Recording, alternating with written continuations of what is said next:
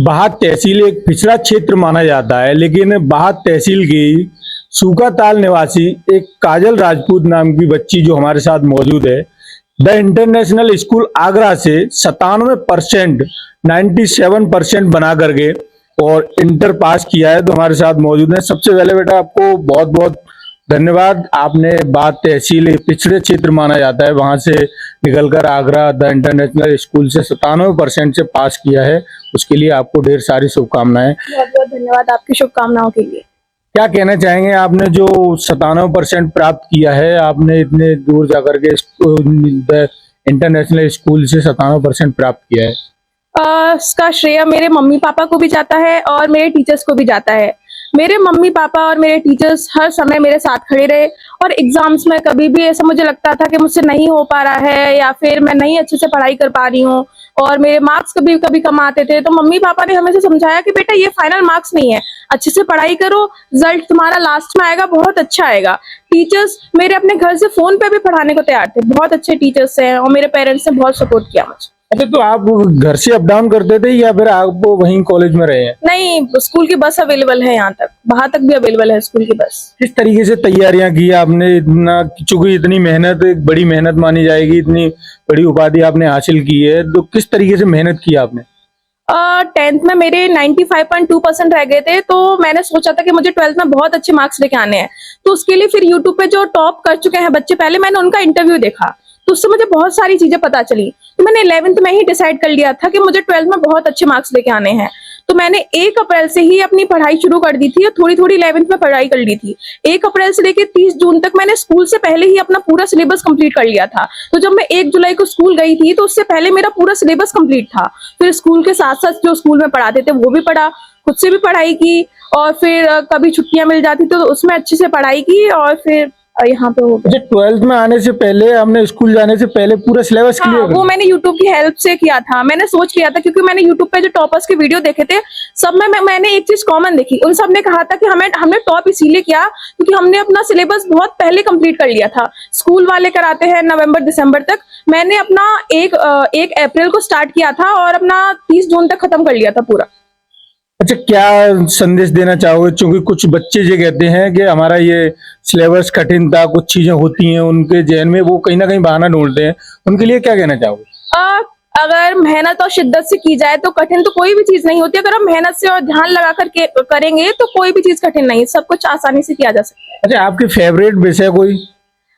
मेरा favourite subject, वैसे तो फेवरेट तो सारे सब्जेक्ट है, अगर फिर भी बात की जाए तो हिस्ट्री, तो मुझे आगे इसी सब्जेक्ट में करियर बनाना है अपना। किस किस विषय में आपके सबसे ज्यादा मार्क्स के, किस विषय में कितने मार्क्स के, जरा बताएं। मेरे 5 में से 3 विषय में 99 नंबर है। इंग्लिश में मेरे 99 मार्क्स हैं, साइकोलॉजी जैसे मनोविज्ञान उसमें भी 99 है, और इंडियन आर्ट एंड कल्चर उसमें मेरे 99 मार्क्स हैं, इकोनॉमिक्स उसमें मेरे 95 मार्क्स हैं, और हिस्ट्री उसमें मेरे 92 मार्क्स। अच्छा, क्या प्लान है, फ्यूचर का प्लान क्या है, क्या बनना है आगे चल के? आगे चल के मैं सिविल सर्वेंट बनना चाहती हूँ, IAS बनकर अपने देश की सेवा करना चाहती हूँ। किस तरह से सेवा करोगे देश की? अगर आपको IAS बनने का मौका मिल गया, आप IAS बने, उसके बाद किस तरह से सेवा करोगे? क्योंकि इस समय देखा भी जाता है कहीं ना कहीं चीजें हैं, तो किस तरीके से आप सेवा करना चाहोगे? क्योंकि मेरा बचपन, जैसा कि आप देख पा रहे हैं, गांव में ही पली बड़ी हूँ, तो मेरा बचपन गांव में ही गुजरा है। मैं गांव की परिस्थितियों और परेशानियों से बहुत भली भांति परिचित हूँ।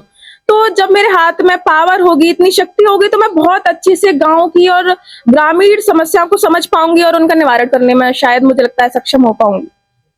तो ये हमारे साथ मौजूद थी काजल राजपूत, जिन्होंने 97% द इंटरनेशनल स्कूल आगरा से क्वालिफाई किया है। राजपूत के पिताजी मौजूद हैं। सर, क्या कहना चाहेंगे, आपकी बच्ची ने पिछड़े क्षेत्र होने के बाद यहाँ से मेहनत लगन से पढ़ाई करके और 97% प्राप्त किया, कैसा लग रहा है आपको? देखिए, मेरे पास 4 बेटी हैं। मुझे बेटियों से अक्सर बहुत लगाव हुआ करता है।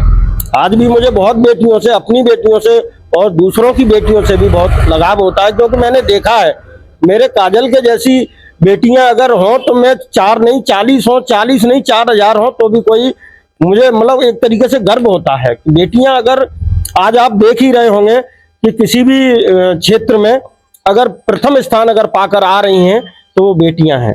तो हमें काजल पर गर्व है। काजल हमारी शुरू से होशियार है, मेहनती है, लगनशील है, खूब पढ़ाई में मेहनत करती है, खूब आराम से अपना मतलब अच्छे से स्टडी करती है और हम उसके उज्जवल भविष्य की कामना करते हैं कि अच्छा, काजल का एक सपना है आईएएस बनने का, किस तरीके से हेल्प करेंगे आप उनकी? नहीं, हम काजल के साथ तन मन से हैं। हम उस लेवल के लायक नहीं है, फिर भी हम मेहनत, मजदूरी, किसानी जो भी करते हैं करके और उसका पूरा साथ देंगे। हर संभव उसके लिए कोशिश करेंगे। उसकी इच्छाएं, उसकी जरूरतों को पूरा करने के लिए हम तैयार हैं। चाहे हमें जो भी कदम उठाना पड़े हम उठाएंगे।